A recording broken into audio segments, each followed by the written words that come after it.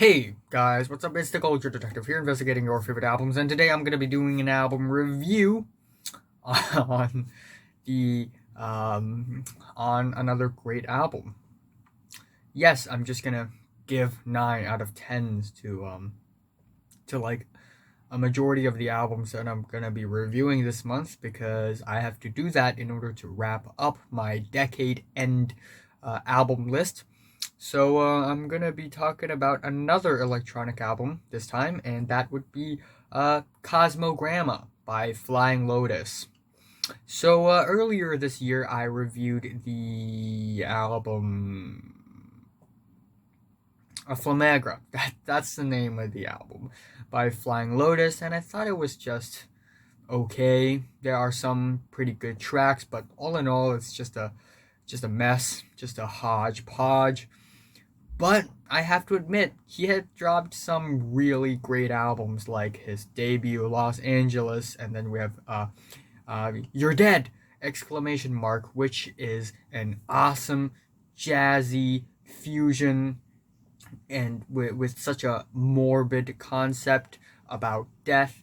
And we also have Cosmogramma, which is an album that a lot of people consider as Flying Lotus's magnum opus, and I kind of see why. It's a very bold and ambitious album. As per usual, the Californian producer Flying Lotus here brings some of the most creative and brilliant sampling onto the table and turning them into weird, quirky, artsy, but also at the same time catchy and entertaining beats.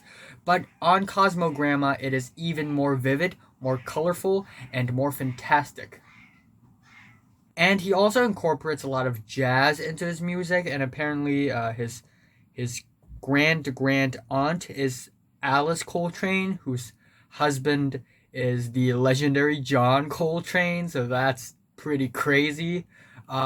Anyway, before I talk about Cosmogramma, I would like to talk about Never Catch Me featuring Kendrick Lamar. At first, my favorite track is Do the Astral Plane by Flying Lotus, but now I'm just struggling if I like Do the Astral Plane more or do I like Never Catch Me more, because these two tracks are also absolutely some of the most fantastically produced tracks I've heard in the decade, and for different reasons. I'm gonna talk about Never Catch Me first, which is a track that that didn't really click with me on the first listen, but on the second listen, it's friggin' great, and on the third, fourth, fifth listen, it just shocks my body, especially towards the end of the track. I mean, we get some melancholic sunset pianos that are really romantic and dreamy, but then we also get some really urgent percussion, as well as the sped up, high pitched Kendrick Lamar rapping, which is really tense, especially towards the end with the wild fluttery bass, I think performed by Thundercat, and then at the very end the key suddenly changes, becomes slightly warmer, and then we get this beat that just totally melted my mind the first time I heard it. It's like, and the beat, it's different from other beats that you would hear on music in general, because this beat sounds like somebody's tapping the microphone in the recording room. It's like somebody's tapping my eardrums. It's I've never heard something so close to my eardrums before. And the music video is fantastic. The dancing, the level of energy that's given by the two kids in the video, it's just spectacular in my opinion. But anyway, back to Cosmogramma. There are 17 tracks on this album, and each track is not really that long, but because of that, this album is actually very versatile. It's very diverse. Every single track sounds kind of different. It's like Flying Lotus is bringing 17 different sonic palettes onto the table.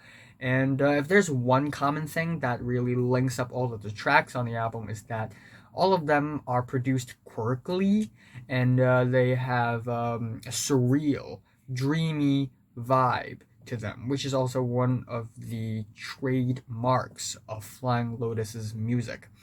The album starts off with Clock Catcher, a really wild, frantic, explosive, cinematic, theatrical beginning to the album. We get some wild, climbing, glitchy keys right off the start, and some wonky bass, some clear guitars in the middle. That just sounds like dark clouds sort of flying away, and then you see the sunlight, and it's very angelic and heavenly, and then the song immediately plunges back into just pure chaos and cacophony. We get some tense and mystic strings at the end, which just really sets the stage for Flying Lotus. The second track is Pickled! Exclamation mark. And Flying Lotus, aka Steve Ellison, sampled a train honking sound on the track, and it actually works really well with the very muddy, fast-paced hip-hop beat and the very wild, fluttery bass line. And we get the guitar line on the track, which is kind of repetitive, but it actually works really well.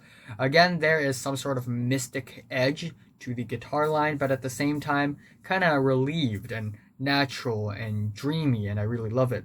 And then up next we have the track Nose Art, which is slowly growing on me as one of my favorite tracks off of Cosmogramma.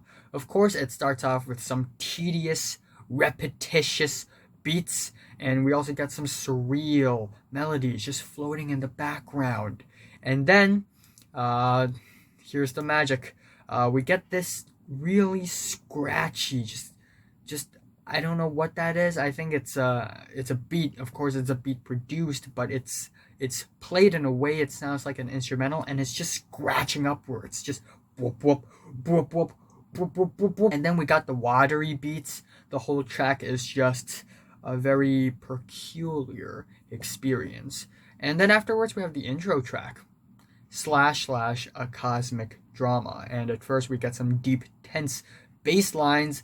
And then again, it launches us into such a lively, natural, surreal, sunny, heavenly space, which then leads to some very beautiful mystic strings. It's almost like we're being transported into a fairy tale, except produced by Flying Lotus with his quirks and all.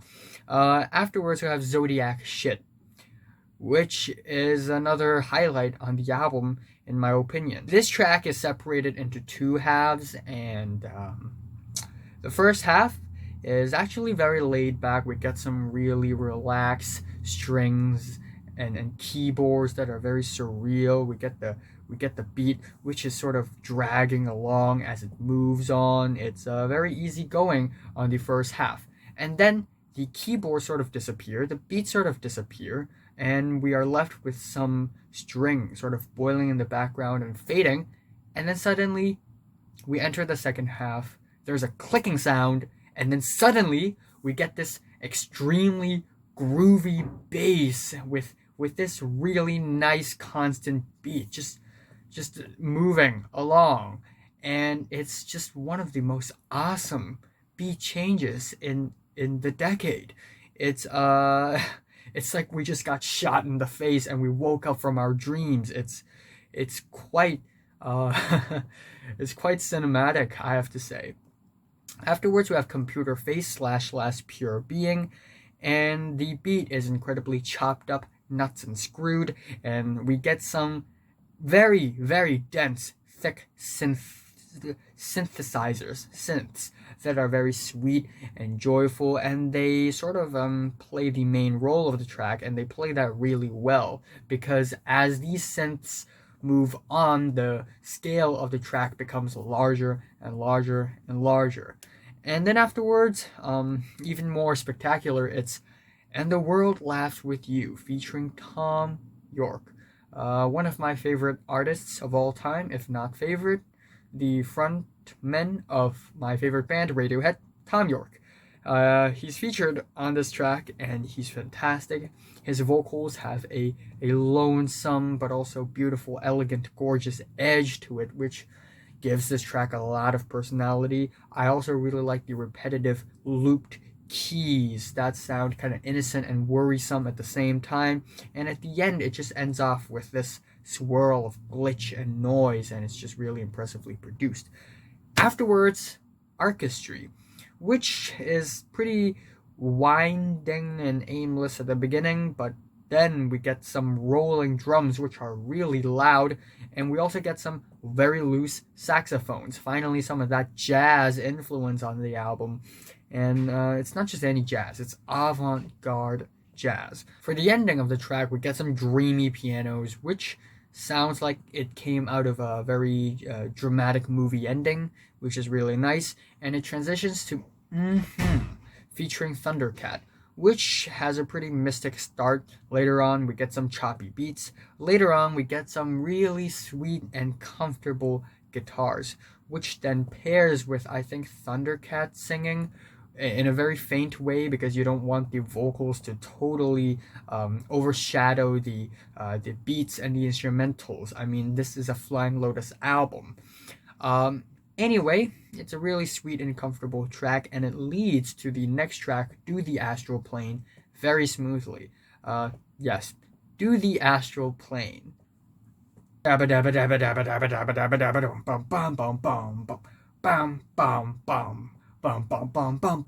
This is a banger, a total banger, and a really artistic and quirky one at that. It's incredibly groovy, surreal, and danceable. Again, I really love the sound at the back. The beat of this track hits really hard, and I also really love the crusty keyboards and strings at the end. It just makes this track super eccentric and wild and fun and bouncy, super bouncy, has great texture, and it's one of my favorite Flying Lotus tracks. Afterwards, we have Satellite, which is a very spacey track, a low moment on the record, indeed. We get some pitched down hip-hop samples, as well as some soft and comfy keys on the top, and it's okay. It's very spacey and uneventful for the first half.